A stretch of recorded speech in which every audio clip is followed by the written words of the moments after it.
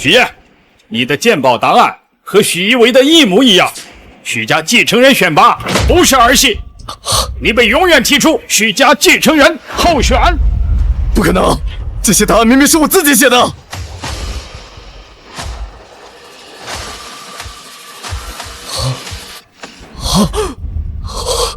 怎么会？小薇写的答案竟然跟我的完全一样！公然抄袭！许家作为鉴宝第一世家，弄虚作假可是大忌。是啊，许家可是能影响全国政商两界的背后大家，所以必须由鉴宝大赛公开选定继承。是，对，没错，没错，是啊，是啊，是啊，没错。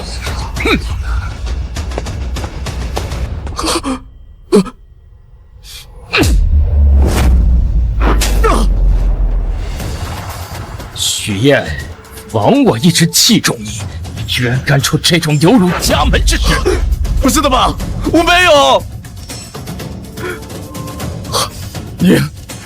你连一件古董都没有碰过，怎么可能会写出这些答案啊？哥，我知道你嫉妒我有黄金瞳，可这是我生来就有的天赋，我控制不了啊。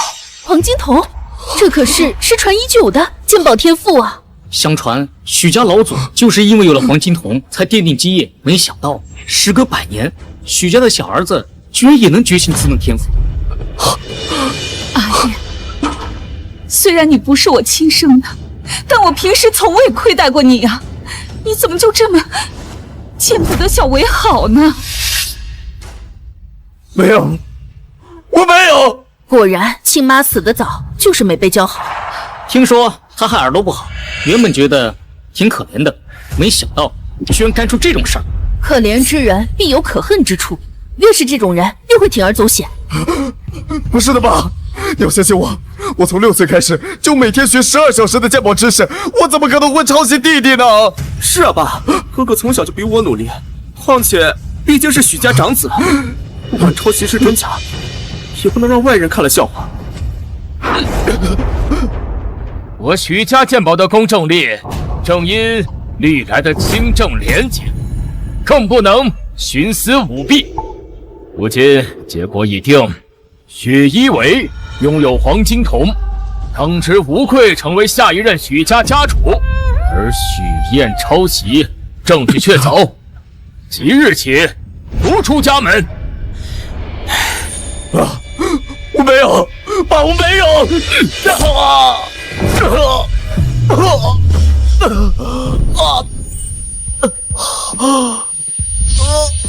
他的声誉不允许你这种耻辱败类贱物！哼！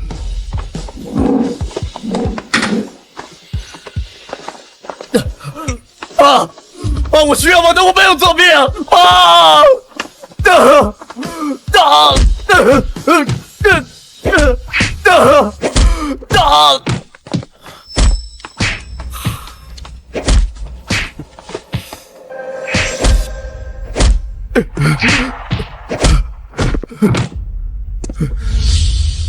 哥，你已经没有利用价值，当弟弟的就早点送你上路，下辈子夺个好胎。你说什么？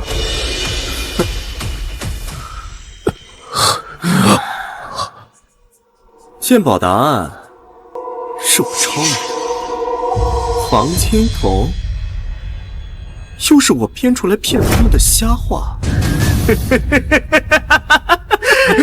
许一伟，你无耻！爸呢？我要去找爸理论。你不会真的以为爸什么都不知道吧？斩草除根，不留后患，还是爸授意的呢。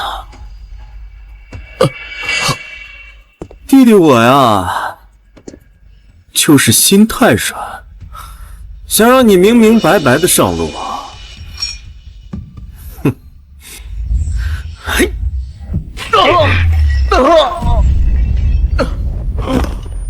你被永远踢出许家继承人候选。枉我一直器但我重。平时从未亏待过你啊！斩草除根，不留后患，还是爸授意的呢。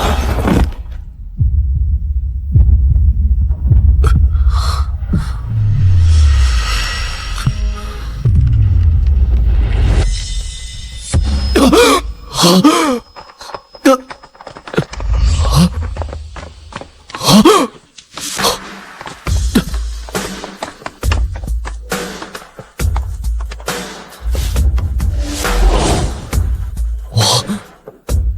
这是重生，回到了家族剑跑大赛。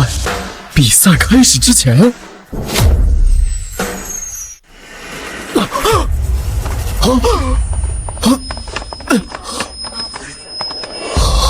比赛马上就要开始了，阿燕是长子，自然该继承家主之位。小维啊，你只要别给许家丢人就行了，听见了吗？知道了，妈。放心吧，哥，我不会和你争的，就是走个过场的事儿。咱们亲哥俩可别真伤了和气。这个小三养的野种，还跟我抢吗？许燕，你突然发什么疯啊？怎么回事啊？宾客都已经到齐了，你们在这干什么？没事吧？可能是我哥考试压力太大，跟我闹着玩呢。上辈子我居然没发现，他们的演技竟然这么好，就是为了哄我去比赛，给许一为铺路。是啊，我压力太大了，这比赛我就不参加了。别哥，哥，你从小这么努力，都是为了当上家主做准备，怎么能在临门一脚的时候放弃呢？你走了，我可怎么靠抄你的来赢得比赛，让众人幸福当上家主？我放弃这家主的位置，不就正好留给你来做？哎呀，哥，你这是哪儿的话呀？所有族老亲戚都知道，这个家主之位非你莫属，我怎么能和你抢啊？刚刚是弟弟说错话了，要不你踹我一脚，或者打我一拳也行，只要你能消气去参赛，啊！小维，小维，是稍微好点了，看来他果然要靠我出席参赛，才能顺理成章。想公开踩着我上位，这次我绝不会让你再得逞。之前骗我害我的账，我来跟你们慢慢算。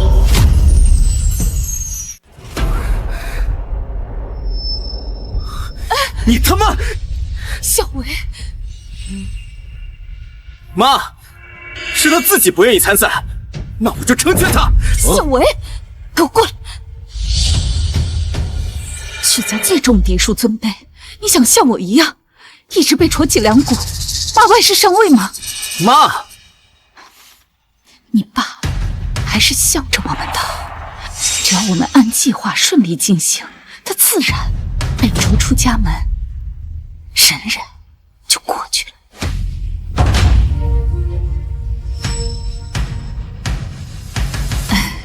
哥，刚才是我错了，你这打也打了，就大人不计小人过，别跟我一般见识。走，咱们进去吧。啊？我是稍微好了点，但我没说要继续参赛。你他妈耍我！你不是自己号称有黄金瞳吗？我退赛，你慌什么？正好进去让大家瞧瞧你的天赋。他怎么知道我会撒谎，说我有黄金瞳？可你说什么呢？什么黄金瞳啊？行了，你这当哥哥的要有个当哥哥的样儿。爹爹已经给你道歉了，你就大度点儿，不然的话，我怎么放心把家主的位置传给你呢？爸，你真的有想过把家主之位传给我？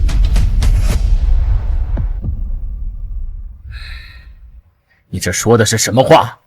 我徐家家教森严，这家主历来都是由长子接任，所以上一世你们才会想出那么阴毒的法子来害我。哥，你今天怎么了？以前你从来不会忤逆爸爸和他顶嘴呀。你是不是忘了给我什么东西？啊？哦，看我这个技巧，哥，这是我从德国特意定做的高级钢笔，作为提前祝你当上家主的礼物。上一世我就是拿着他送的这支钢笔答题，最后被诬陷抄袭。现在看来，8成是他们在这笔里装了针孔摄像头。哥，这是我送你的钢笔，祝你以后答题一鸣惊人。谢谢小维，我会好好用它的。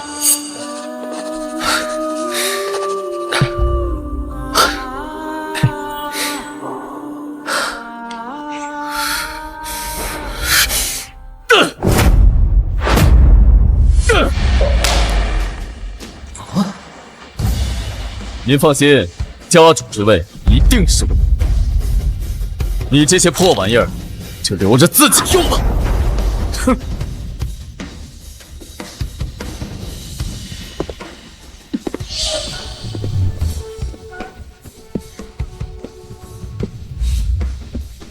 这一世，我会亲手夺回属于我的一切。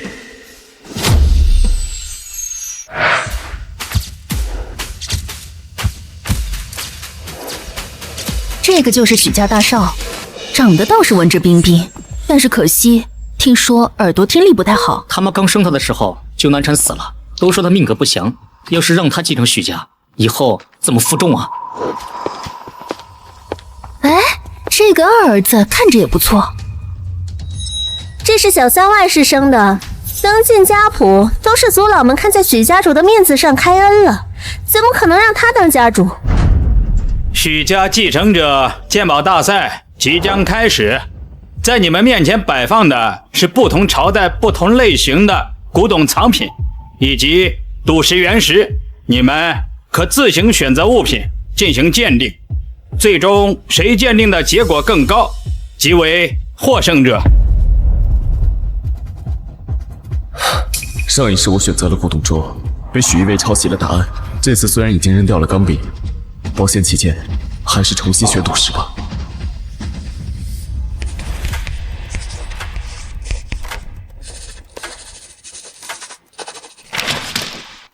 哥，你选的什么呀？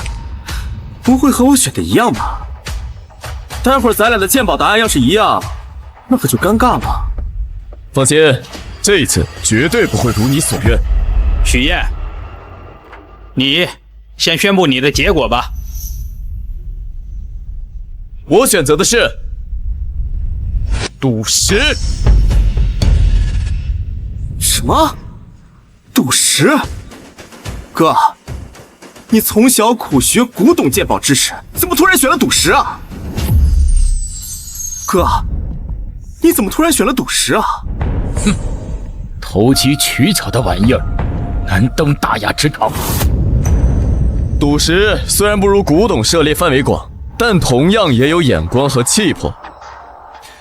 许家老祖当年就是靠玉石坚记的鉴定，才有了如今的高度。我也想追本溯源。不错，年轻人没有忘本呐。小维，你的选择是什么呢？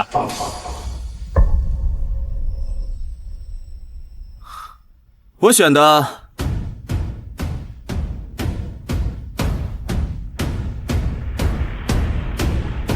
也是赌石。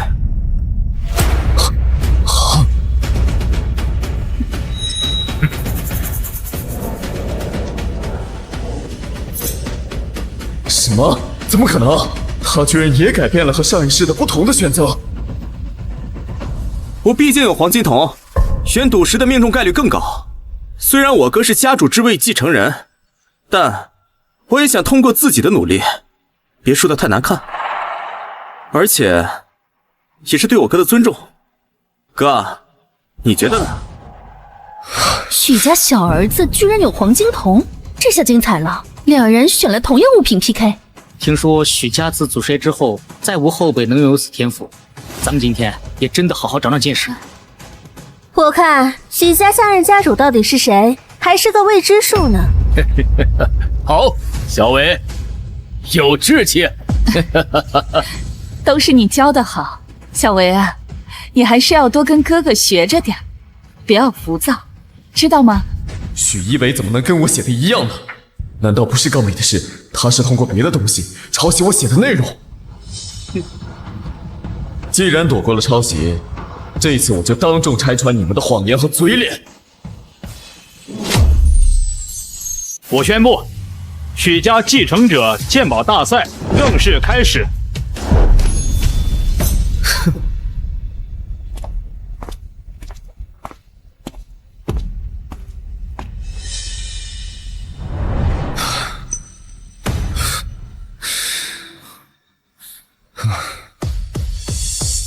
这块一定能开出极品帝王绿。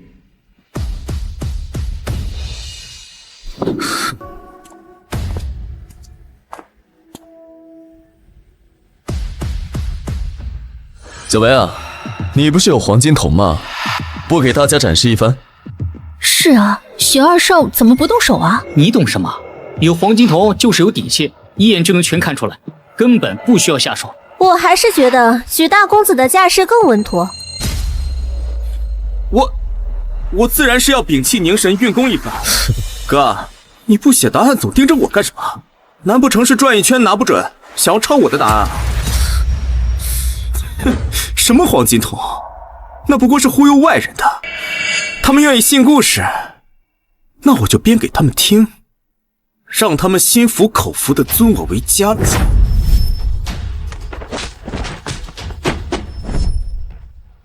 还在装？你不喜欢抄吗？这次我就让你抄个够！哼。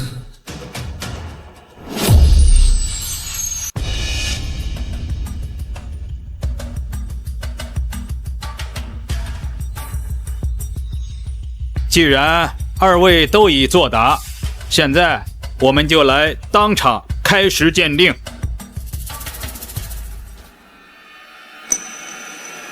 许燕选择的是11号。等一下，怎么了？叔公，真不好意思啊，我写错编号了。我想选的石头不是这一块。什么？哦，叔公，这些石头的序号都标在上方。其实我想选择的是5号，但不小心看走了眼，写成了下面的11号。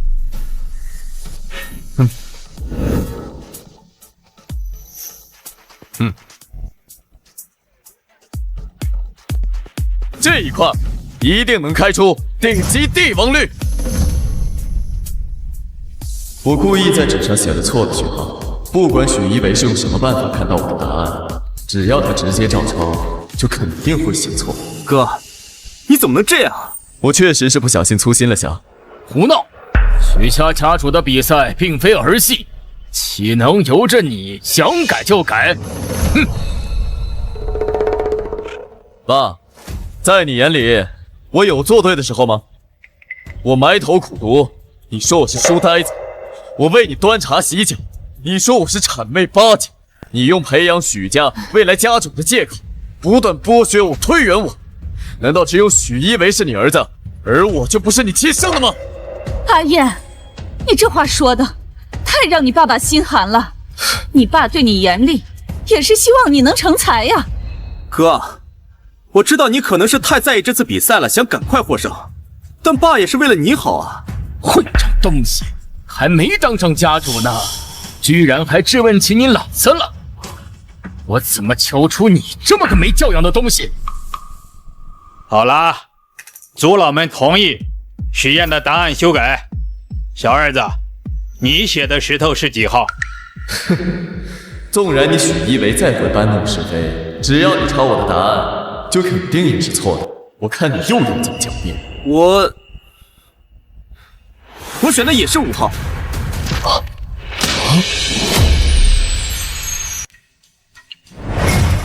哥俩居然又选到了同一块石头，这怎么可能？哥，我呢确实也没有想到你会选择跟我一样编号的石头。你是不是用了什么方法偷看到我的答案才改的？不可能，明明是你抄我的！胡说什么呢？小维白纸黑字写在纸上的就是5号，而你却是写下了11号，又临时改的5号。现在你居然还在这儿倒打一耙！难道真的是许大更少抄袭不用说二少的答案？努力在天赋面前不值一提。再想起大少刚才在石桌前那通操作，哼，真是可笑啊！不可能啊！如果他真的能抄到我的答案，肯定会写成11号。为什么居然写的是5号？他整天只知道吃喝玩乐，根本不会鉴宝。难道他真有什么黄金瞳？刚刚黄金瞳给了我一个明确的反应，5号石头一定会开出极品大货。叔公，赶快来检验吧。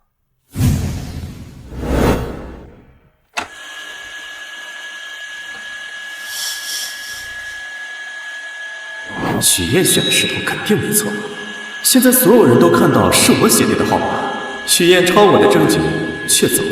只要石头开出来，我就是胜者。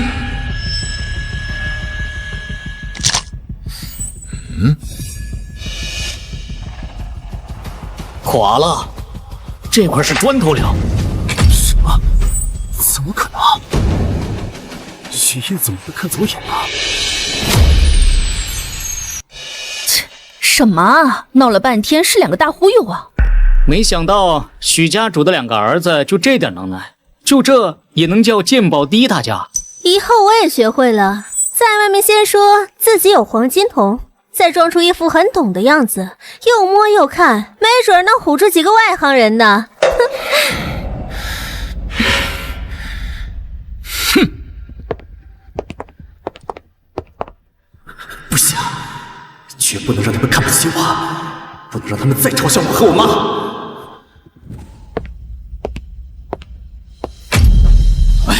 现在的年轻人呢？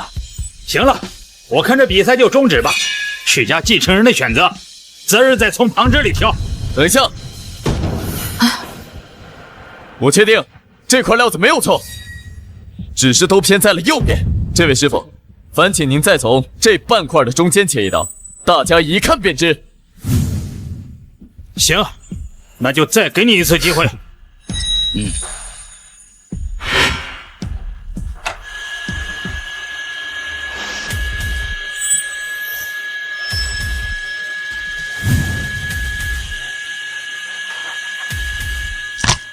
出货了，真出货了！这是满的极品帝王绿啊！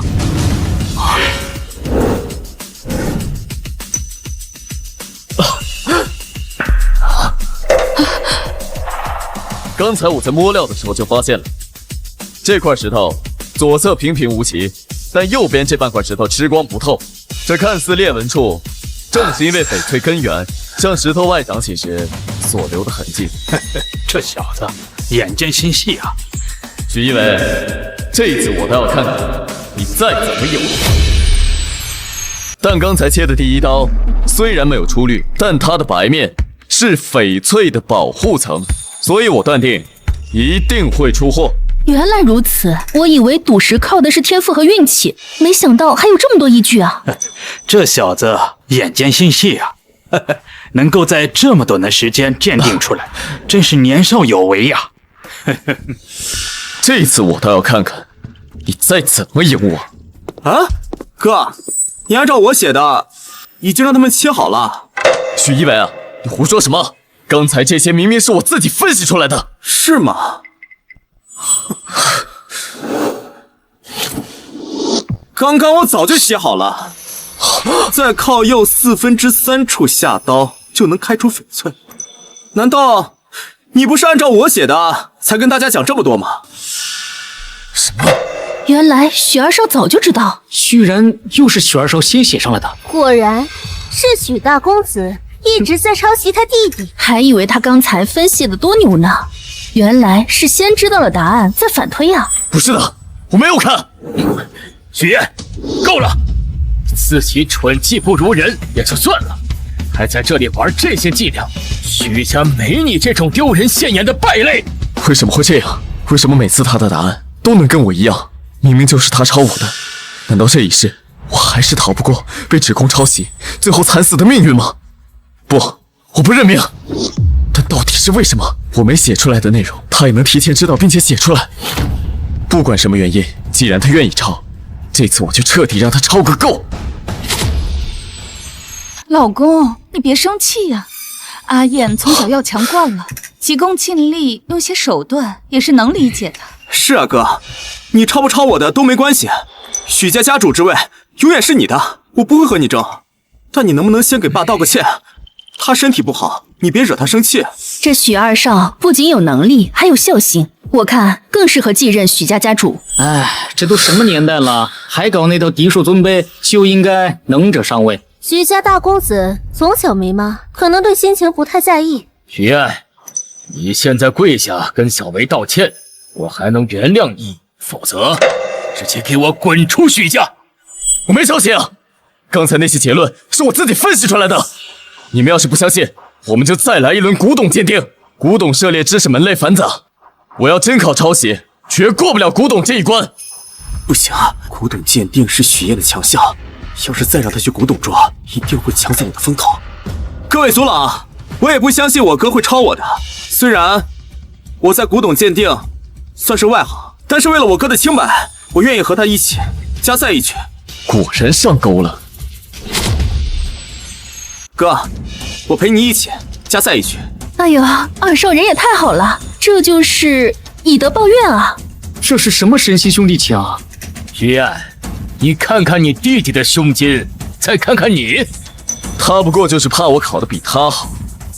许一伟，我一定会当众找出你抄袭我的证据。这个许燕，怕不是又逼了什么坏招？他今天怎么突然跟变了个人似的，像条死咬着我不松口的疯狗？哥，我真的不想因为这次比赛坏了咱们兄弟的感情。你现在退出，给我道个歉，我立刻去找咱爸求求情，绝对不会把你赶出家门的。呸！你做梦！哼，行，既然你不听劝，那就别怪弟弟我不给你留情面了。许燕，你赢不了我的。好，你们面前的3件古董，你们要分别鉴定出名称和出处，谁鉴定的又快又准，即为获胜。我宣布，古董鉴定比赛正式开始。今天我一定要当众撕开你们虚伪的嘴脸。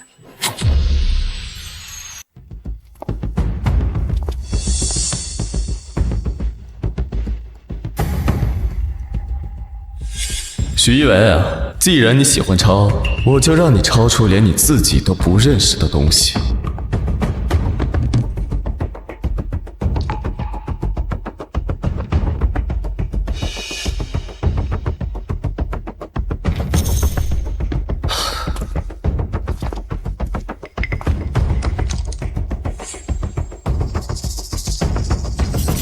许燕，无论换多少次东西来比都没用，只要你脑子里想，我都可以同步抄下来。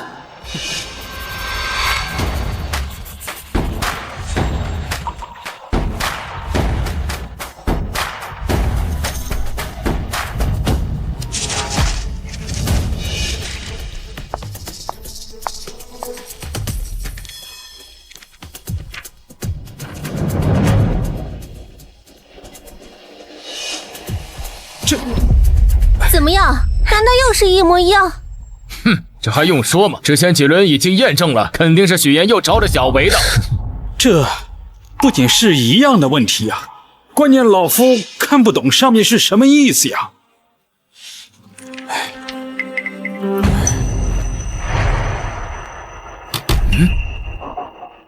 这什么鬼画符啊？看着像某种原始文字啊。许燕，你写的这是什么乱七八糟的东西？主公，各位，我确实没用现代汉字去写，而是用了元代初期的大元文。什么文？怎么了，二弟？这不也是你自己写上去交上去的答卷吗？你不认识了？我认识啊，哥，这次我都写出这么复杂的文字了，你怎么还照抄啊？你不要脸的程度还真没让我失望。这大元文是当年成吉思汗的铁骑踏遍亚欧大陆，建立元朝后期创造，一图一写一切文字，实现这片辽阔疆土所有民族的大一统。因此我苦学1年，不想这文化气谱失传。二弟，你又怎么学会的？我有黄金瞳啊，再复杂的字体都是一看便会。哥，倒是你，说了半天这些有的没的，到现在你都没说出这个古董到底是个什么东西。哼，不研究正道，就会哗众取宠。你们自己脏，所以看别人也是同样的货色。这第一件是唐武则天御制的鎏金铜佛，她作为世界上第一位也是唯一一位女皇，初登基时为了笼络人心，便自称为是弥勒佛转世，打造了许多铜像。正是。二弟，既然你还坚持我作弊，那接下来的文字就由你来说吧。我二少怎么不说啊？对啊，二少既然也能写出这种冷门的字体，那你就说说看。难道真是二少污蔑大少？许燕这都写了些什么东西？刚才为了求速度，我就直接照抄，根本没想意思。这可怎么办？小维这孩子啊，平时不认真读书，就爱研究一些冷门野史，这些意思啊，他肯定是知道的。但是碍于和哥哥打雷，怕驳了他哥的面子。小维啊，你不用担心，你知道什么尽管说。他这个不知道廉耻的抄袭在先，就不用给他留什么脸面了。你看，你爸都这么说了，小维啊，你冷静下来，用脑子好好想想。没错，就算许燕写出的是冷僻文字，但他脑子里肯定也会想到这些字的意思。许燕，只要我能听到你脑子里想的内容，就永远能做出正确的答案。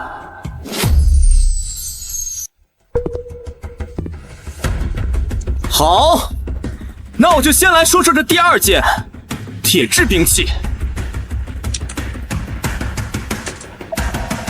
这个铁鞭是杨六郎抗辽时用的武器，并不多见，许一为肯定答不出。这正是杨六郎抗击辽人的铁鞭。什么？他怎么知道？不可能，冷门文字加上冷门兵器，他这个草包绝不可能答对。但刚才他拿着铁鞭靠近我，你接着就说出正确答案，难道他能听到我的心声？哥，你怎么突然这么惊讶呀？难道是我说错了？你答对了。那不如我直接把这第三个说了吧。许燕，你还是赢不过我。哼，这第三个词品啊，是青花瓷。奇怪，我怎么听不到许燕脑子里的想法了？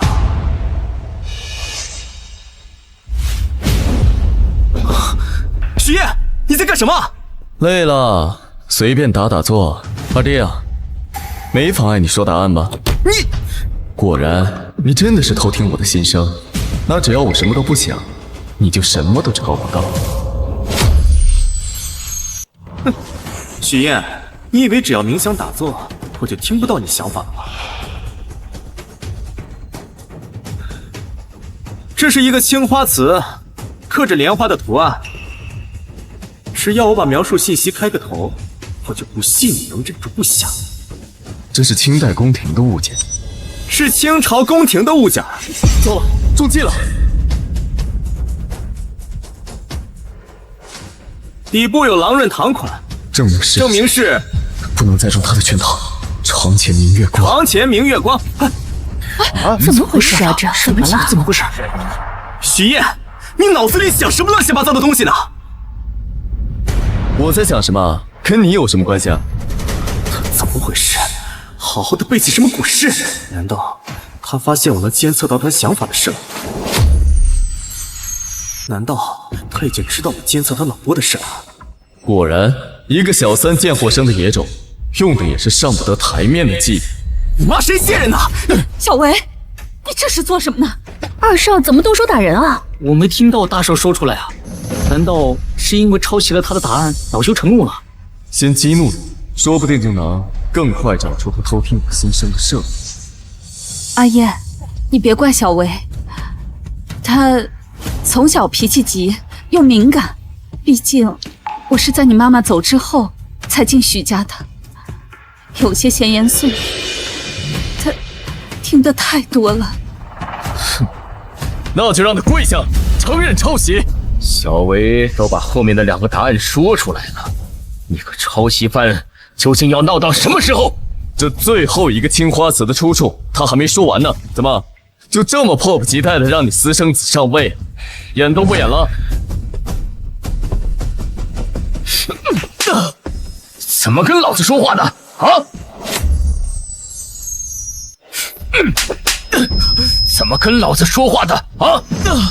老公，你消消气啊！阿燕她年纪轻，容易争强好胜，得意忘形，也是能理解的。你别跟这孩子一般见识。你居然能听见？那这么多年，他们为什么一直让我带着这个助听器？听医生说你发烧伤到了听力，这个耳机戴着怎么样啊？谢谢爸，清楚多了。那就好，以后啊别那么拼命的学习啊。当年你送我这个助听器，让我觉得虽然你对我很严厉，但还是关心我的。没想到，就连这也是假的。我从未得到过一天温情。你胡说什么？简直是荒谬！自从我带了这个，许一为彻底不去学校了，天天在外面鬼混，每次古董测试成绩反而都很好。原来这就是偷听我心声的工具。你从那时就已经开始给他铺路了，是不是胡说？一试便知。是不是胡说？一试便知。小维，二少的眼睛怎么了？果然，他就是监听我脑波想法的传导器。你就是因为他才知道我的所思所想。不是，我只是刚才使用黄金瞳过度，眼睛疼到了。我一直以为自己真的每天活在自卑中，每天努力学习，只是为了让你多看我2眼，却没想到，为了你这个宝贝私生子，竟然早早的就开始算计我。居然是许家主在帮二少害大少。大少也太可怜了，为自己最亲近的人背刺。各位，如今证据确凿，就是许一为一直在抄袭我。哥，我是看在你是我哥的份上，对你一忍再忍。哥，你也不能随便拿出个东西来污蔑我吧？连第3个青花瓷的出处都说不出。那如果我回答正确，就证明你是抄袭，那你就喊我妈一声妈。许一为，当年就是因为你妈和我爸的奸情，才让我妈受刺激，大出血难产而亡。你居然还有脸提这种要求？好啊，如果你答不出，就去我妈的墓前，给她磕3个响头，然后滚出许家。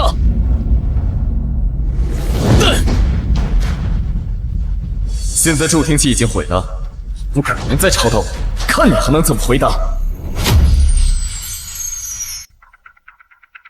别装模作样了，许一为，你已经没有了助听器，你不可能从我这儿知道答案。你怎么就觉得我是抄袭呢？这第3件古董是清代和珅旧藏青花连纹瓶。什么？他怎么会知道？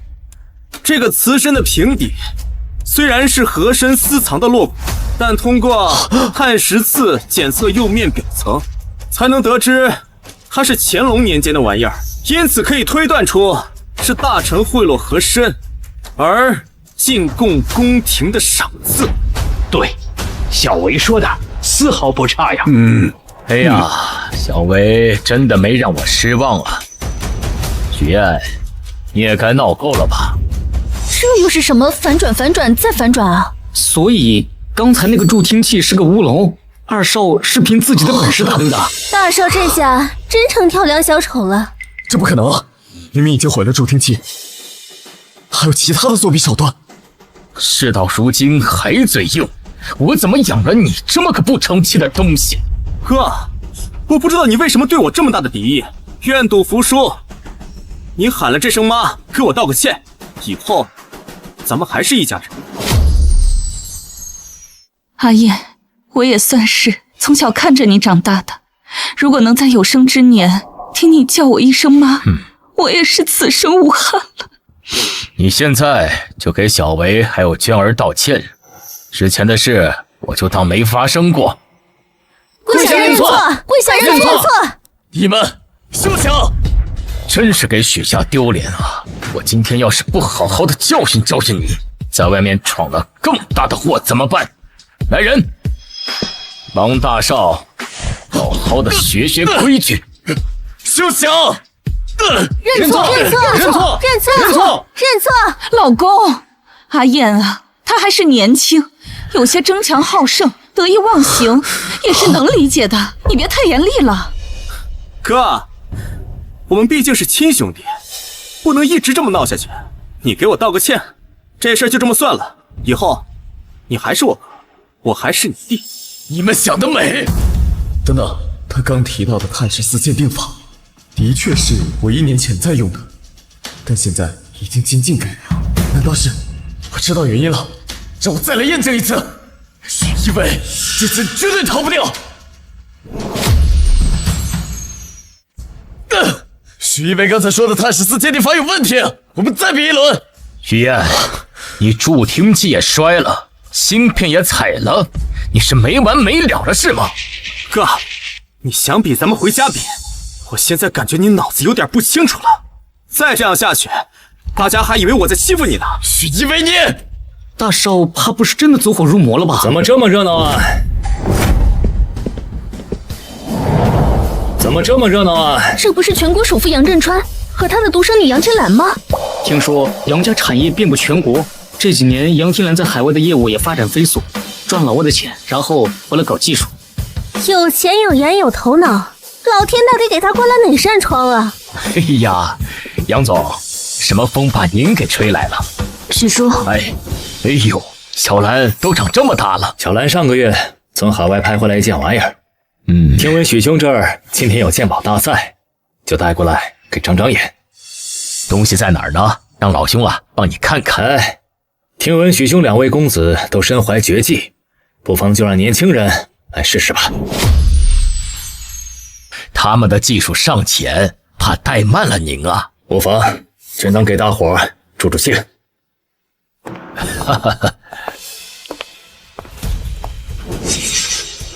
这是个啥？确实没见过呀。这像个竹筒，又是青铜材质，前筒似乎还有铭文，到底是个什么玩意儿？这确实是个锻炼的机会啊。全子就当是沾了杨总和小兰小姐的光了，让他们呀也见见世面。杨总，请。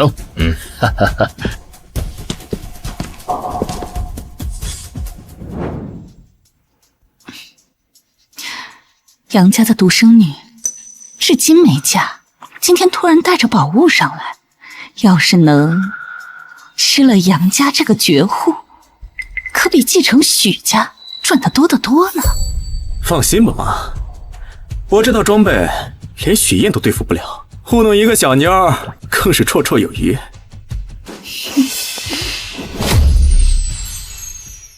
杨小姐，我继承了许家先祖的黄金铜，不像我哥，每次上手都要先摸索一番，万一啊再给你这宝贝摸坏了，不如就先让我帮你看看。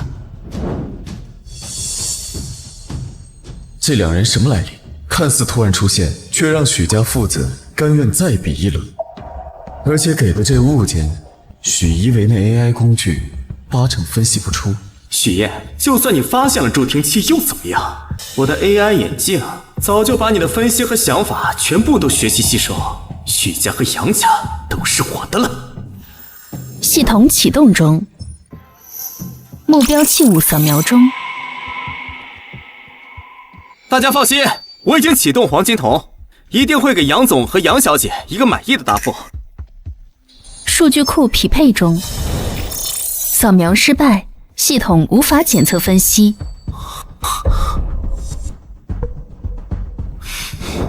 怎么回事 ？AI 怎么没有用啊？检测失败，该藏品未录入数据库，系统无法分析。什么？怎么会这样？许秋，令郎们这是什么意思？是对我女儿的拍品不满意吗？杨总，他们这是在做准备呢。你们2个干什么？啊！鬼鬼祟祟的，还不快给杨总鉴定宝贝！二弟不是毛遂自荐，不用上手便能检验文物吗？那我也跟大家长长眼。怎么样，二弟，有结论了吗？二少怎么不说了？难道出什么问题了吗？我已经用黄金瞳看过了，这古董是假的。什么？黑AI都检测不出的物件，肯定是假的。我就不信他许燕还能说出个花来。许二少的意思是，我花100万刀买的这个东西是个假的。没错，我刚才就是在想什么措辞能让杨小姐好接受一点。不用，我没那么脆弱。许大少也这么认为？哼，二弟啊，不懂就不要乱说。我用黄金瞳看了半天都没看出来，哥，你不要为了赢我，跟杨小姐胡扯八道。这东西的确是老的，是汉代的。什么？难道真让他看出来了？哥，这奇形怪状的东西，连用途都说不出来是什么，说不定啊，是谁仿制老物件的手法。现在造假的手段技术可是很先进的。二弟，你还对古董造假有研究啊？我只是随口一说，那你能说出来它有什么用途吗？这物件确实是罕见，不是礼节用品，也不是陪葬品，而是汉代边关士兵随身携带的过关符节。过关符节是什么东西啊？我只听说过通关文牒啊。西汉时期，苏武一行受汉武帝之命出使匈奴，被困19年，许多士兵客死他乡，但苏武凭借牧羊，持汉节不失气节，最终打动了匈奴，被送回了长安，也将此物带了回来。你胡说，铜节是片装的，怎么可能是桶形的呢？哥，你不要觉得杨小姐是行外人，你就忽悠人啊！是你存了这样的心思，所以才看谁都是忽悠。许燕，你怎么跟你弟弟说话呢？市面上的铜节确实是片状，而这个铜节不同之处是由4片组合而成，所以形成了一件看似完整的竹筒。那它们为什么会拼凑在一起？这桶身上的符文是由汉代绢书写的士兵姓名，他们虽客死他乡，但却委托苏武将他带回，也算是一个回乡的念想。苏武受人之托，便将此物做成了圆筒状，以防丢失。太感人了吧！唉，自古战乱都是苦了百姓。没错，这4块铜器上的铭文是篆文，写着4个人的名字。那他的故事和来历，你是怎么知道的？1年前，我去深山里拯救文物，有一个老人告诉我，鉴宝鉴到最后，见的不是物，而是人心。他说，每一个物件背后都有一个活着的人，只要看懂了那个人，就能看懂了那件物。好，许兄啊，你这是养了个好儿子啊！杨总，这小子啊就是瞎扯淡的啊！杨总，你就当听个故事，热闹热闹。哎，这可不是故事啊！我刚回国，就请了清大和古国的3位博士专家鉴定，他们用20天的时间，得出了刚刚和许愿先生丝毫不差。这许大少也太牛了吧！国内顶级的专业博士鉴定了20天，许大少居然20分钟就分析出来了。年轻人没拘泥只研究正规制式的物件，而是博采众长，以剑心来鉴古。好，但凡那些具有历史意义的物件，就是珍贵的，也不枉小兰花重金从海外淘回此物。我们国家的东西就应该回到咱们自己的土地上。杨总过奖了，多亏了杨大小姐，我只是动动嘴皮子而已。学识渊博，为人谦逊，不错不错啊！这怎么回事儿？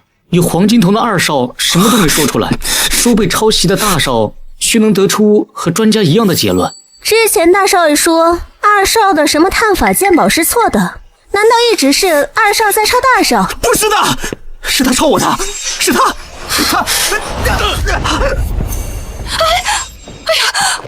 小薇，小薇，你没事吧？许一文啊，你到现在还在故弄玄虚！你所说的黄金瞳，不就是这副带着 AI 功能的眼镜吗？不是的，你胡说！我的眼镜。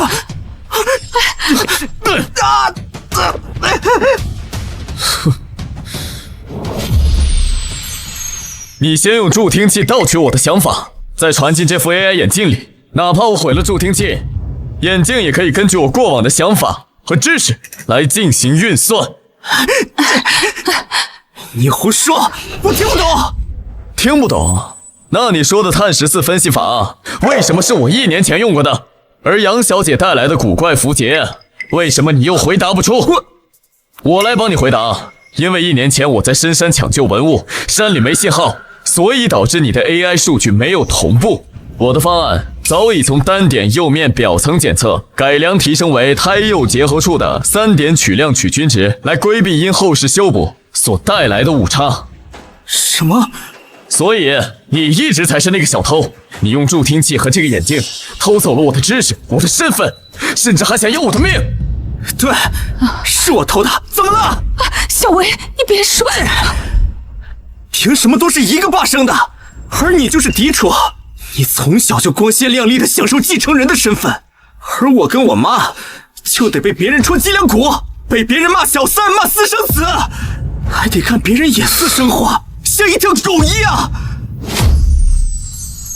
真心想，小三上位还委屈上了，你这个私生子，污蔑倒打一耙还有理了。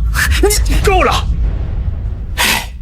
如今真相大白，许燕认知和眼力以及对古董的热爱，我们有目共睹。我以许家族老的身份宣布，许家的家主由许燕正式担任。许一为，你不择手段，构陷手足，依照家法从族谱除名，彻底逐出许家。叔公，小薇她年纪小啊，她是一时糊涂，求你再给她一次机会吧。叔公，小薇她确实有错，但她怎么说也是我许家的血脉啊！等我回去一定严加看管，请您再给她一次重新改过的机会吧。许燕，你是当哥哥的，如今也当上了家主，得饶人处且饶人呐！饶人？当初你逼我下跪的时候，怎么没说过饶人？许一为今天落到这副下场，就是因为你这个偏心到太平洋的爹！你怎么跟你老子说话呢？我不需要你这个老子，我今天就在这里彻底跟你断亲！什么？许燕，你疯了吗？你知道你自己在说什么？我没有一天比今天更清醒。叔公，我不想当这个家主，我赢这场比赛就是为了证明我的清白，还有拆穿他们虚伪的面具。阿叶，你……叔公，我去意已决。哦，对了，建议你去查查许家的库房，这桌子上面的古董有2件是赝品。什么？什么？许家居然有赝品？那他们岂不是都知假卖假？看来许家鉴宝的权威性也不可信了。荒唐！许家的仓库只有家主同意才能进入，我会蠢到监守自盗吗？能进许家库房的除了你，这不还有一个吗？有的小偷不光偷走了我的成绩，怕不是还偷了许家不少宝物。你是非要把我逼死才甘心吗？哥，你非要把我逼死才开心吗？再说我去哪儿搞那些赝品？小薇她不可能干出这种事情，一定是有人污蔑。还真是叫不醒装睡的人啊！你们就继续父慈子孝吧。我们也走吧。来人，把桌上所有的古董拿回去，我要重新鉴定。二叔，我看没这个必要了吧？此事若真如阿叶所说，除了那个孽障，还有你，都将成为许家的千古罪人。哼！二叔，二叔，这下你满意了吧？哼！老公，爸，老公，你给我等着！啊！上车。杨小姐啊，这不太好吧？走吧，不必见外。杨总，叫杨总就太生疏了。我和你母亲呢，当年还有点渊源，叫我杨叔就好。我妈妈？那您这次来是？有关系，但更多的还是在赌你。我？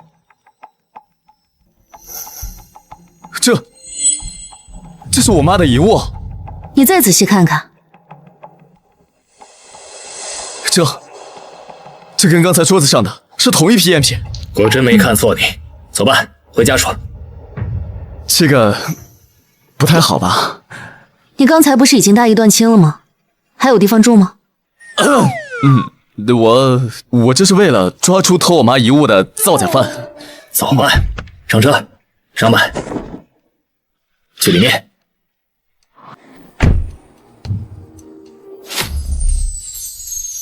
有一个代号为老鬼的造假师，这几年在疯狂的制造假古董骗钱，而且还会把赝品偷换成真品，再把真品高价卖至海外。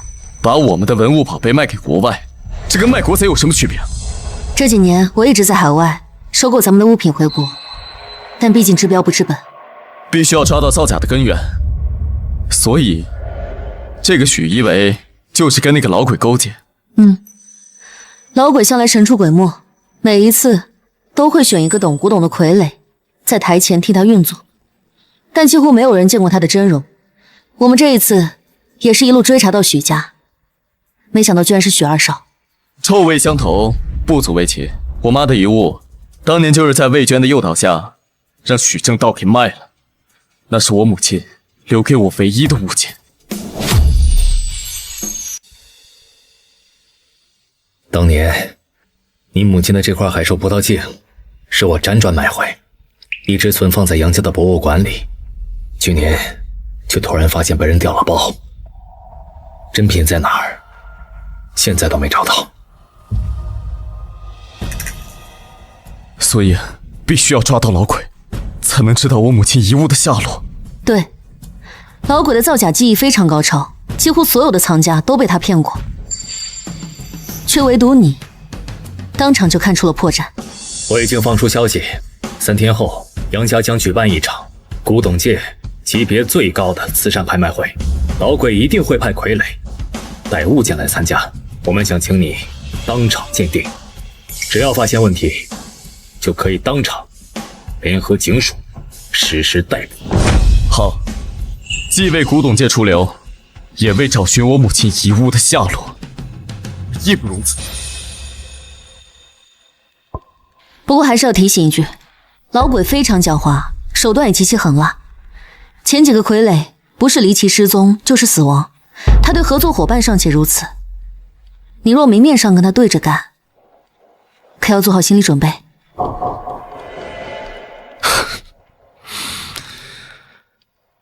已经死过一次的人，这些都不足为惧。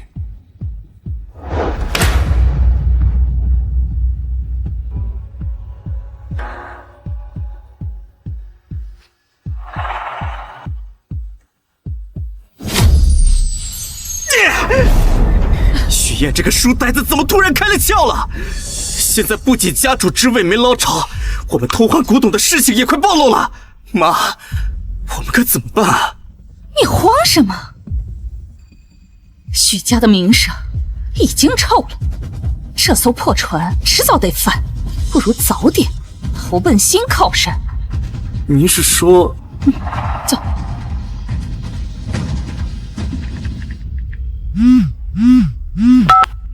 老鬼，你之前可是承诺过，你做的赝品绝对不会被人当众拆穿吗？没想到许家到了这一代，居然出了个明眼人。有意思。24小时内，你给我海外的账户打10个亿，然后再安排我们出国。你海外的生意啊，就由我们娘俩替你打理吧。臭娘们儿，你以为你是谁？凭什么敢跟我讲条件？你个老东西，对我妈放尊重点，不然我就去警署自首，咱们同归于尽。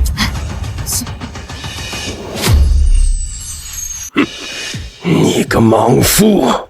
那就3天后带着我的作品去参加杨家拍卖会，顺利卖出，我就如你们所愿。不行啊，小维现在已经被怀疑了，你再让他拿着你的赝品去拍卖会，这不是白白送死吗？富贵险中求。再说了，这次我的作品可是我呕心沥血的巅峰之作，它就是真的，比真的还要真，绝对没有人能识破它的真假。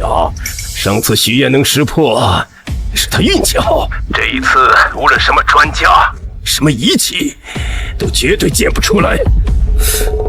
你说许愿也会去？哼，杨家请的鉴定师就是他。好，我去。小维，妈，既然老鬼这么有信心，这次我一定要让许燕当众出丑。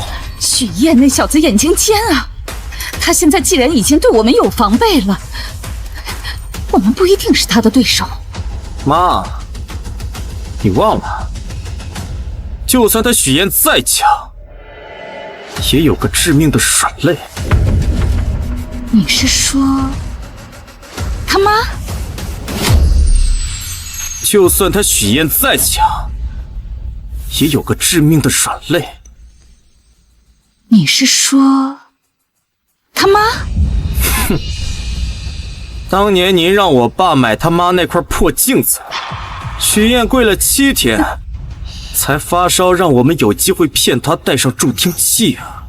所以你是想？没错，咱们就跟老鬼合作。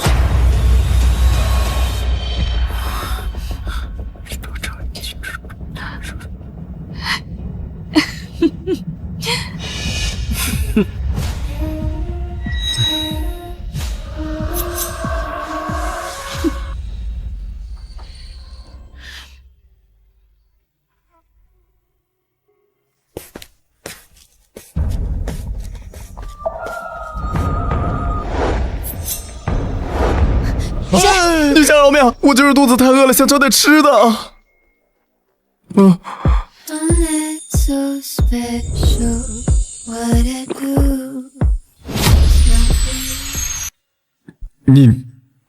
你喝酒了？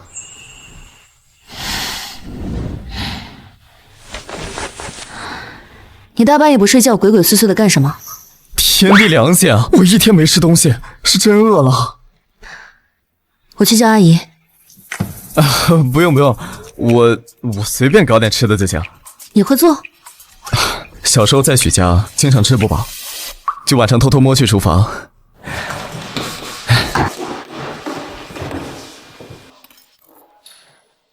后来又经常去深山里收古董、挖文物，总得学会自己填饱肚子。你这光喝酒也不行吧？要不我下面给你……别废话，直接做。哦。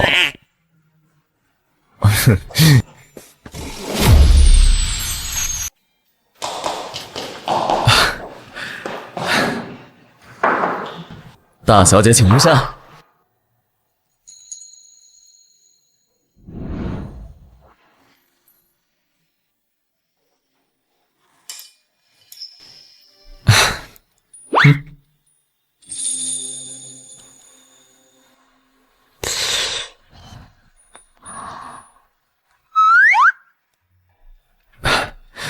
怎么样？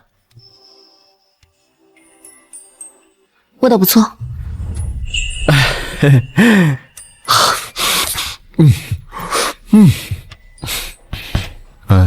其实我还挺好奇的，你为什么愿意花那么多功夫在收回海外的文物上？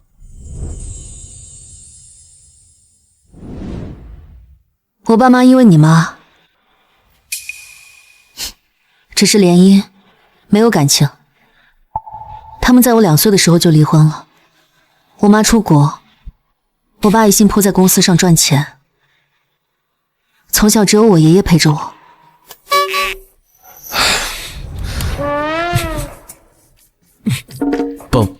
抱歉啊。跟你没关系。不过我爷爷陪我的时间也有限，他是考古博士，每隔一段时间就会全国各地的跑。后来我就开始搜集文物，每次收回来有研究价值的物件，他就能多在家待一阵。他主攻瓷器，而流失海外的文物中，以瓷器数量最为庞大，所以我才投其所好。你是不是觉得其实我特别功利啊？当然不会啊，只要能跟爱自己的家人多待些时间，我愿意付出一切。不过后来接触的久了，确实更为那些那么多流失在海外的文物感到遗憾。希望有一天，我们能够光明正大的把所有属于我们的文物都接回来。一定会有的。等等，你说的主攻瓷器的考古博士姓杨，你爷爷该不会是叫杨守光吧？你认识我爷爷？还真是老杨头啊！我白天在比赛时说，教我见物先见心的老前辈就是你爷爷。好啊，臭老头，居然抛下我，给你去当老师。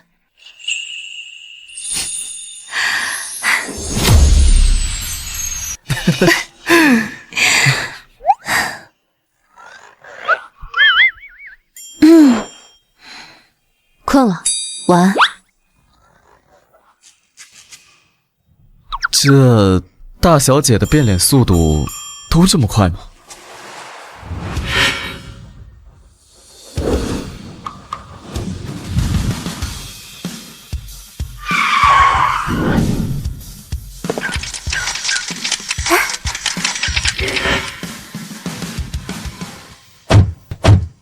许燕，凭什么他还能名利双收？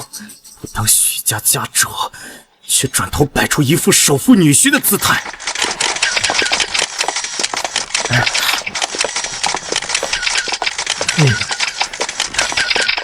这谁啊？这是杨家拍卖会最年轻的鉴定师啊！啊，听说他参加许家古董考核，正确率100%呢。我去，真是一表人才，年少有为。走，看看去。走走。许燕，你给我等着！我今天一定要让你当众出丑，身败名裂！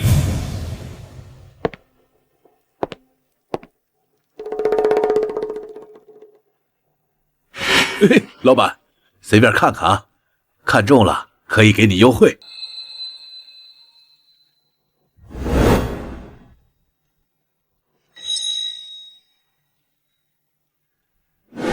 这个多少钱啊？一看你就是行家，这个给你800块，您拿走。小维，你买这个干什么？做戏当然要做全套啊。哼，200，可以的话我就收了。200就200吧。来，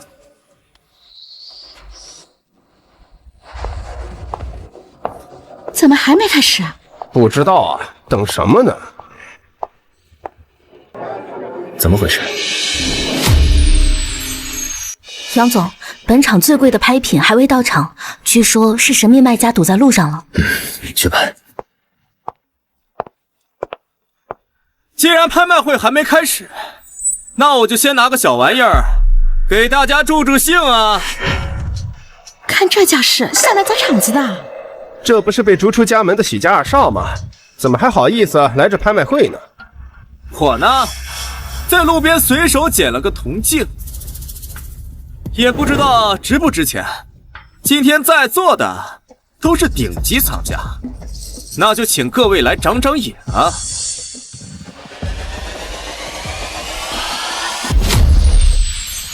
这破盒子一看就是仿品。就是，这破玩意儿怎么好意思拿出来丢人现眼呢？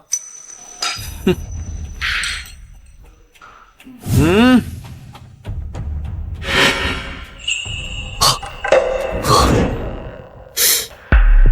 那是阿叶妈妈的铜镜，怎么在她手里？他果然跟老鬼是一伙的。他们绝对想不到，老鬼手里还有一个更精良的假铜镜。许愿先生是我们本次拍卖会的现场鉴定师，既然是给大家的设身小节目，就请他上台，先做鉴定吧。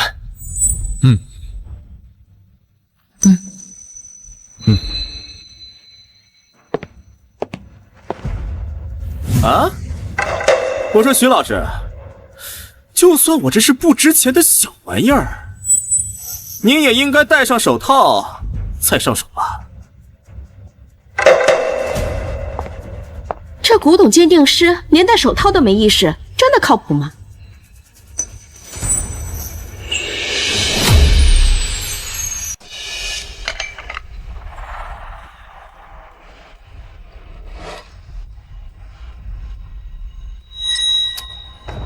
这海兽浮雕的立体度，葡萄纹路的饱满精致度，确实是难得一见的精品。许愿，你果然上套了。上次唐代的海兽葡萄镜，那可是拍出了1500万的天价呀！不得不说，这个品质确实看着更好。我出300万，我出500万，1000万，我要了。哥，虽然我们是亲兄弟，但也得讲规矩啊！你作为本次拍卖会的鉴定师，按道理是不能参加竞拍的呀！啊，就是啊，哪有裁判下场踢球的？我做戏做全套。许燕，只要你还敢继续高价买下这假镜子，我就当场拆穿你，到时候你就是今天最大的笑柄，绝对不会再让你当什么鉴定师。老鬼的元青花瓷也就不可能再有人看出破绽。既然鉴定师都出手了，证明东西确实是好东西。我出1200万。爸，这铜镜是真的吗？会不会有诈？看着是挺真，但我之前都是送给各种专家机构鉴定检测，论现场鉴别的能力，只能看许燕的。若他真是因为感情冲昏头看走了眼，咱也帮不了他。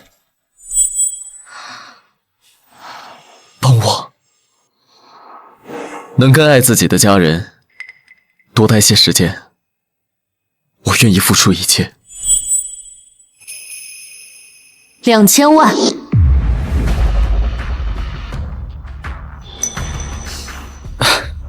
哥，以前我也没有发现你骗女人的手段这么高啊！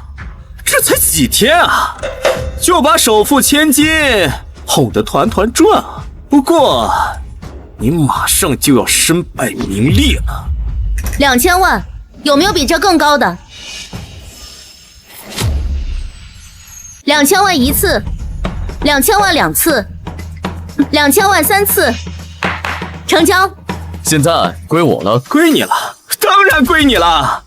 没想到你这个书呆子还是会因为你妈的事犯蠢，也不枉我费心在地摊上选了那么一个盒子来装这个破镜子。你什么意思？杨小姐，为了这么个蠢货，为他花这么多钱，值吗？既然你打钱这么爽快，那我也不妨好心告诉你，这个铜镜是假的。什么？许燕，你也有打野的时候啊！什么天才鉴宝师啊，我看根本就是扯淡。闹了半天，居然是个假货。我怎么觉得这像是给许燕做的局呢？这么简单的局他都能上当，我看这鉴宝师啊，他也没资格当。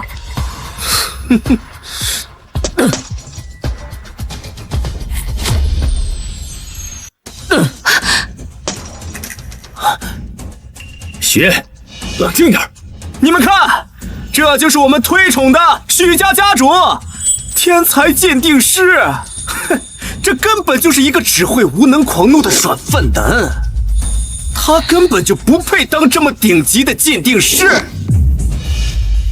没事的，许燕，一次走眼很正常。哪怕这个铜镜是假的，但是我们对亲人的思念是真的，不是吗？小兰，谢谢你。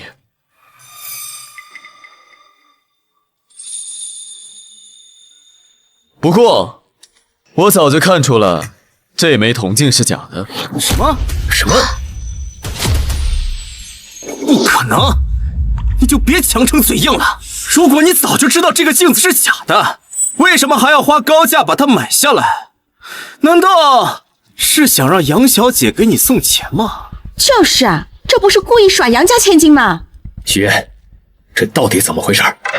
那个铜镜的制作工艺确实一绝，但它的材质却暴露了它的短板。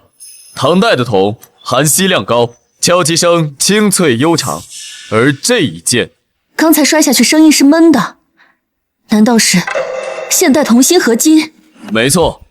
许燕，不要再故弄玄虚了，你分析了半天有的没的，不还是白白亏了2000万吗？啊？谁说的？除了这枚铜镜，我还一并买下了这个宝匣，不是吗？你的脑子是真坏掉了，说话越来越没谱了。这盒子是我刚才在门口地摊上随便买的，只花了200块钱。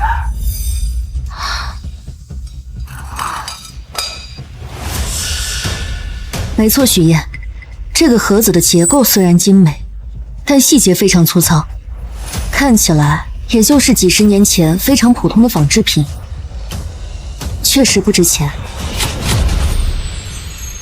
小兰，你只说对了一半，这匣子的外层确实是抗战时期做上去的。麻烦帮我拿个牙刷，谢谢。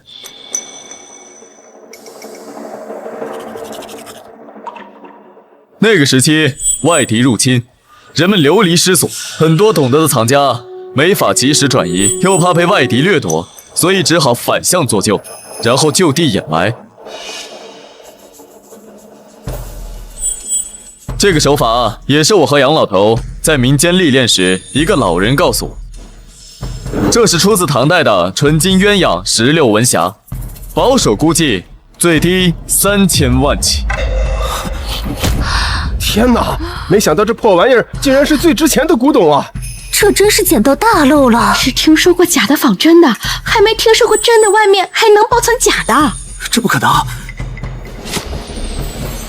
说实话，我在古玩圈混了这么多年，还是第一次见到有人拿地摊货想坑专家，结果啊，把这国宝级的文物空手送人呢！精彩，好一个以假藏真，真是太精彩了！给我看看，这是我的。小维，这是本小姐拍下的东西，许二少，现在是想明抢不成？这是凭你自己眼力赚的宝贝，就这么给我了？你出的钱自然是你的。看来杨总不仅获得了一个新宝贝，恐怕即将还有好事发生啊！好，真是太好了。爸，我还没说，对不对？保安，把他们带出去！要干什么？干什么？许燕，你给我等着，咱们没完！哎，真是个废物！可以进来了，接下来才是真正的主菜。各位来宾，没想到一个热场小环节，结局竟然如此精彩。请允许我再次隆重给大家介绍我们本次拍卖会的现场鉴定师许燕。好。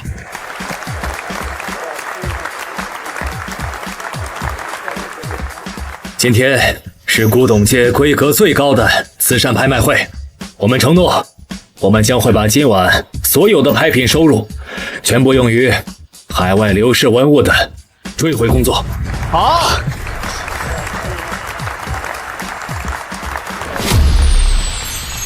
诸位都知道，从晚清起，有大量的文物宝贝啊，都被带去国外了。但那些东西是我们老祖先留下的，是我们文化的根脉。接文物回家，这不是生意，而是使命。好，好。下面我宣布，本次慈善拍卖会正式开始。好。首先，第一件拍品，明代白玉雕螭龙纹佩。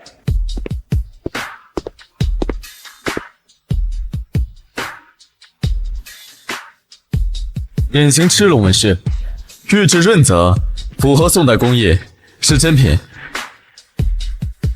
鉴定为真，这块明代白玉雕螭龙纹佩起拍价80万、100万、120万、150万、150万，还有没有比这更高的？150万一次，150万2次，200万，200万，杨小姐出价200万，还有没有比这更高的？220万。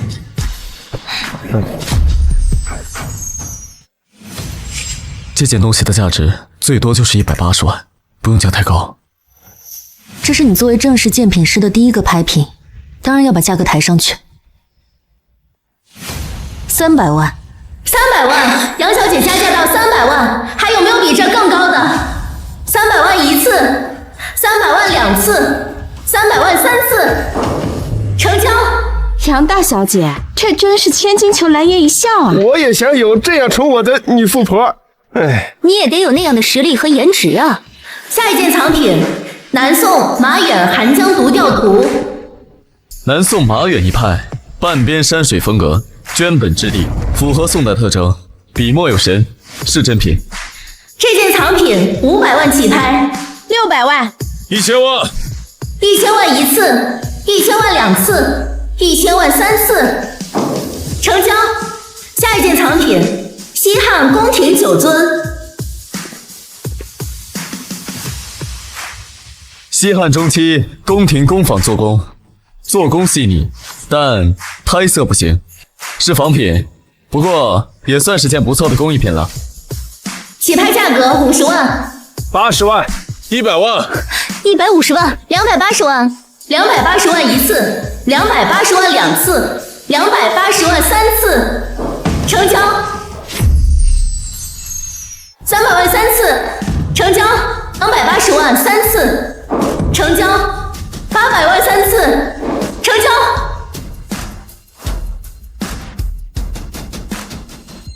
西汉玉簪，玉质温润，是真品。这位许先生还真是有两把刷子啊！不然怎么年纪轻轻的就当上许家门主的继承人呢？看什么呢？看你认真工作的样子，很帅。好好看拍品，万一遇到自己喜欢的。我已经看到自己喜欢的了。大小姐啊，我可是很抢手的啊。抢手？那我点天灯，我看上的拍品，自然是势在必得。各位来宾。接下来是我们本次拍卖会最珍贵的藏品——元代青花缠枝牡丹纹大盘。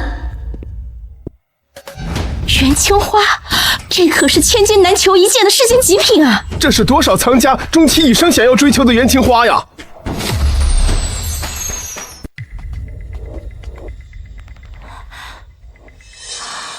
牛津热释光检测，苏黎世 X 光分析，皇家博物院3大顶级专家鉴定。这么多世界顶级专家的鉴定报告，看，那这100%是正品了。我能问一下，这件藏品的送拍人是谁吗？这件拍品的送拍人是一位神秘藏家，按照他的要求不公开姓名，他只留下了一张卡牌。啊，这是什么意思啊？鬼牌。是老鬼。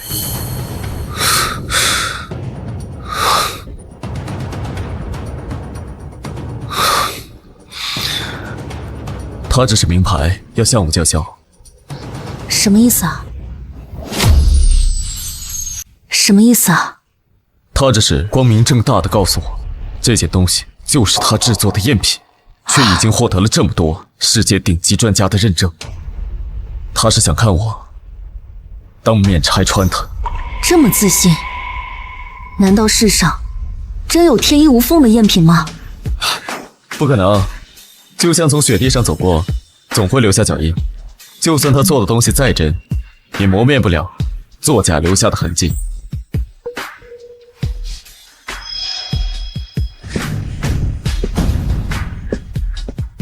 这个作品我可是花了毕生心血，收集了大量元代民谣的素材，再从青花残片上提取青料，研磨调配，亲手绘制纹饰，再入窑复烧。胎是元代的，釉是元代的，青料也是元代的，所以仪器测不出来的每一项数据都和真品一模一样。许燕，这次我看你还能如何破局？怎么回事啊？这么多鉴定报告，还磨叽什么呢？就是啊，这还能有假？他难道觉得自己比这些世界级机构专家都要厉害吗？虽然他能力确实强，但毕竟太年轻了，又着急证明自己。老鬼这招太阴毒了，他这是把许燕放到了全世界专家对立面。但许燕如果也认同这是真的，也会像许一文一样突然跳出来说这是赝品，那许燕以后……别急，相信许燕。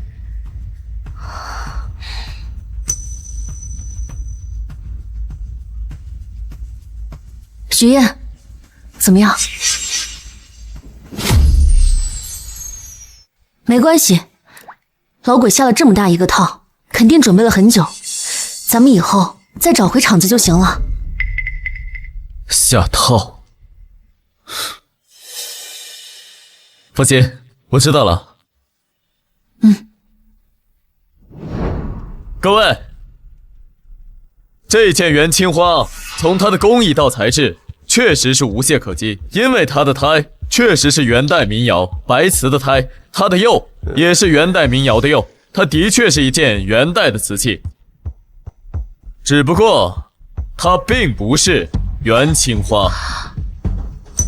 什么意思啊？这明明就是元代的胎，怎么就不是元青花了？就是啊，你这不是自相矛盾吗？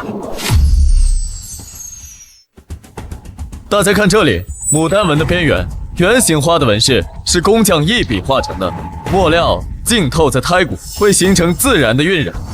但这一件胎纹清晰可见，像是贴上去。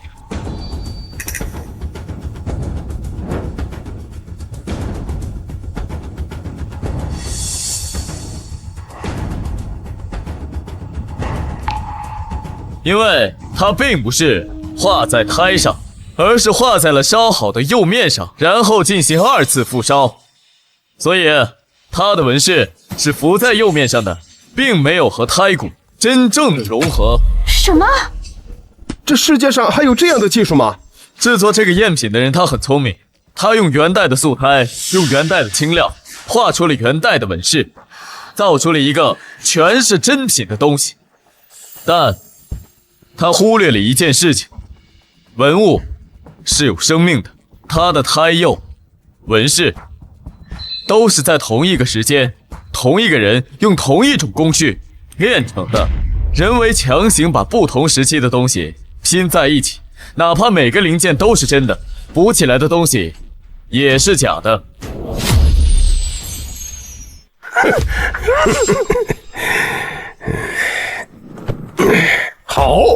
好一个组装出来的东西也是假的。老鬼，你果然来了。这就是老鬼。这么精彩的对手，我当然要亲自出面。许燕，你说这个作品赝品？赝品？你知道这件赝品花了我多少年时间？整整30年，30年啊！你花了30年就造了这么一件假东西，你觉得很值得让人敬佩吗？假？我用元代的胎、元代的釉、元代的料，我跑遍全国，收集了300多件民窑素胎，用了上百片碎片提取清料，化了烧，烧了化，烧坏的废品堆满一整个仓库。这些真真实实的东西，难道没有价值吗？老鬼啊，你的技术我是佩服的，但是你大可以造出属于自己的东西，但你仿造文物，只要是赝品，我只能说不值。我只能说它不值。文物是什么？是古人随手画的牡丹，是他们留下的指纹，是窑工困了打瞌睡留下的瑕疵。你追求完美，但文物本身并不完美，它们带着时间的痕迹，带着人的气息。你这件东西太完美了，完美到没有一丝人的气息，所以它是假的。最后一个问题，许愿，你师父是谁？我没有师父，我从小就读遍了许家书房的所有鉴宝典籍，长大之后到处乱跑，跟民间高手学，跟地摊小贩学，跟深山里的老农学，跟文物自己学。见的人多了，走的多了，读的书多了，交过手的人和物都是我的老师。如果非要说一个对我影响最深的人，那就是一位叫杨守光的考古博士。杨守光，杨守光。20年前，我在岭南一个村子里做活，被人抓住，就是杨守光保的我。他说这个手艺人可惜了，给他留条活路。我问他为什么，他说手艺没有对错，用的人才有。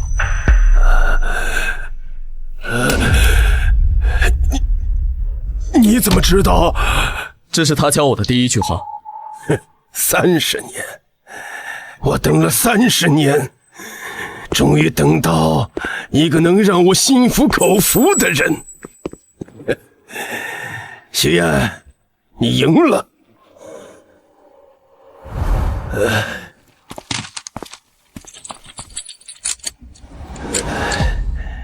你母亲的遗物在杨占川手里。别看，专家鉴宝只看一眼，再多看，货主就要醒了。许愿，好好做，别浪费了杨老交给你的东西。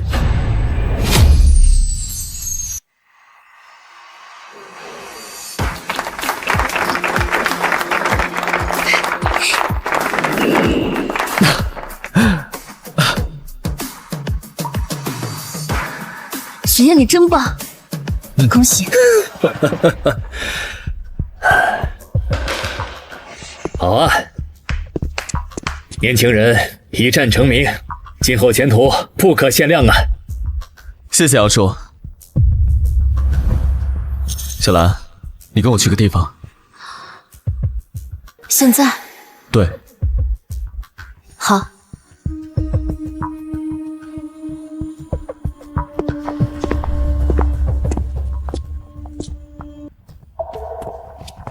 杨总，用不用派人跟着小姐？不用，让他们去吧。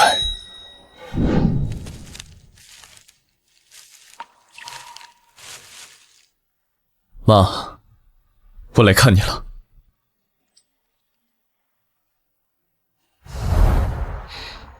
阿姨您好，初次见面。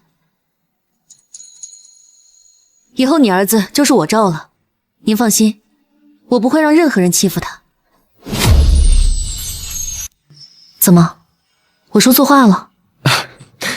没有，就是没想到你这么直接啊。直接挺好，鉴宝多了，总是有些真真假假，见物见人心。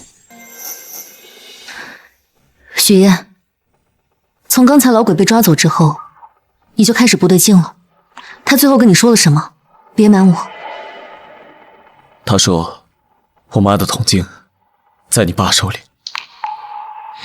这事跟你无关，我会自己去查。许燕，我是那种需要你冲在前面遮风挡雨，我只娇滴滴的躲在你身后的娇妻吗？当然不是。那不就得了？这件事情，你尽管放手去查。如果真是我爸动的手脚，我第一个不饶他。我不想你夹在中间。我刚才说了，你是我罩的，没人能欺负你，就算我爸也不行。听了。不是吧？这么感动？从小到大，从来没有人站在我身边，这么护着我说话。那是他们没眼光。行了，赶紧跟阿姨说一声，咱们回去。妈，看到了吗？这就是你的儿媳妇儿，霸道的很。阿姨，如果她以后欺负我的话，我也是不会手软的哦。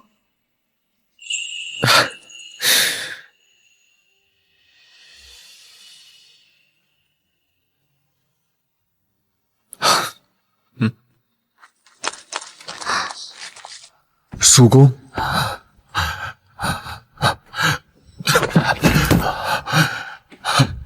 阿叶，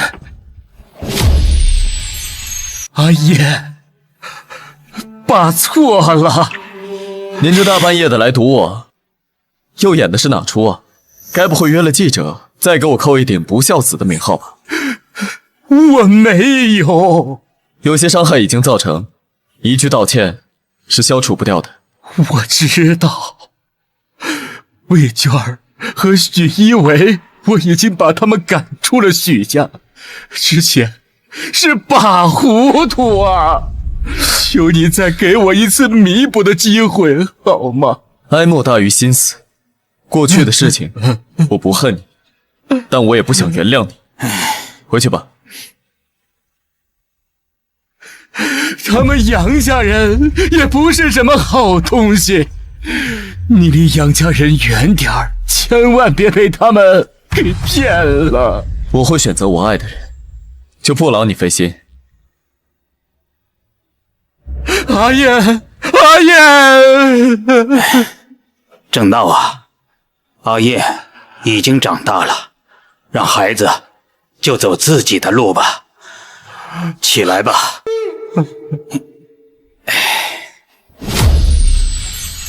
你爸好像知道些什么，不问清楚吗？不需要，我想知道的事情，我自己去查。那你就不怕我是坏人，做的这一切都是在骗你？杨大小姐以身入局，那我甘之如饴。不是吧？如今全国最火的第一鉴宝师，竟然是个恋爱脑。你不是说过，再厉害的鉴宝师，偶尔打一次眼也是正常。这么听话？上门女婿的基本素养。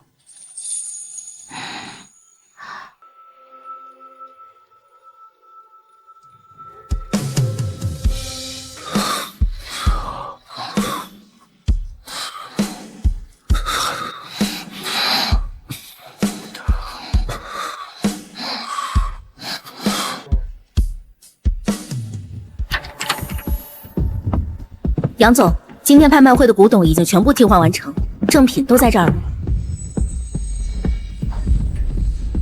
好，那个老东西不听我的，我就找个小的为我所用。许燕将会是我最好的作家保护伞。